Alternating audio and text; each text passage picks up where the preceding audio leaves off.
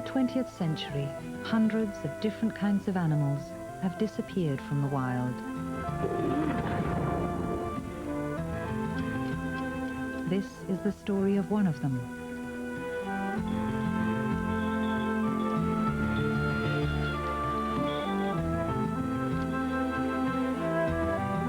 The pig-footed bandicoot was an odd little creature, and nothing like it survives on Earth. Although it was a marsupial, the animals that look most like it are the small elf-like deer, such as this dik-dik. But the dik-dik are mammals, and there were no mammals native to the woodland scrubs of South Australia where the bandicoots lived. It was only the size of a rabbit, although it had a tail which made up a third of its length. When startled, it would crouch low or run for cover like a rabbit. In fact, there are only a few recorded sightings. It was called pig-footed because of the shape of the toes on its front legs. Its hind legs were longer, and it moved in small hops, feeding on vegetation. They were sometimes confused with potoroos, but potoroos are smaller and make more use of their tails.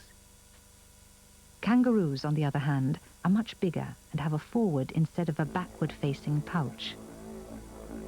The Aborigines had come to Australia in prehistoric times. They hunted the bandicoots, but it is not thought that this affected the numbers very greatly, as they only killed them for food. The first encounter with Europeans, however, was more traumatic. Major Mitchell, an explorer, identified and drew the pig-footed bandicoot. A few years later, a natural historian showed the picture to the Aborigines and asked them to help him collect specimens. But Mitchell's drawing showed a bandicoot which had lost its tail. It seemed that this was not unusual for the species. In order to collect their pay, the local people caught the pig-footed bandicoots and pulled off their tails so they looked like the picture. The Aborigines did do one thing that certainly helped the bandicoots.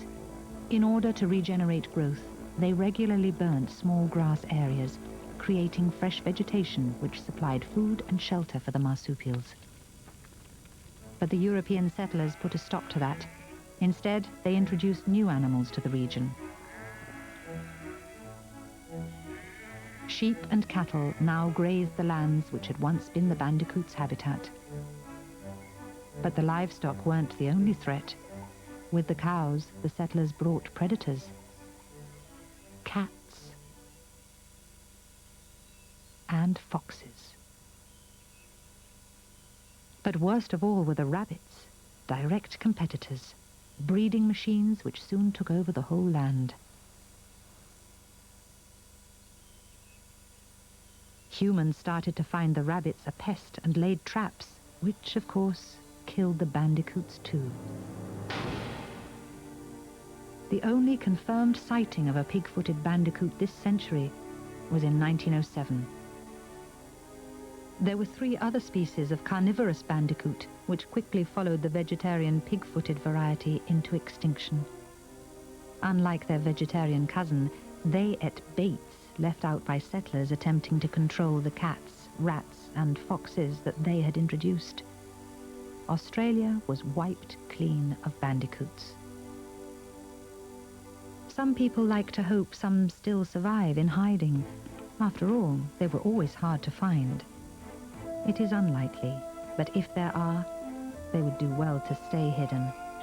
The few encounters the pig-footed bandicoot has had with humans have brought them almost nothing but death.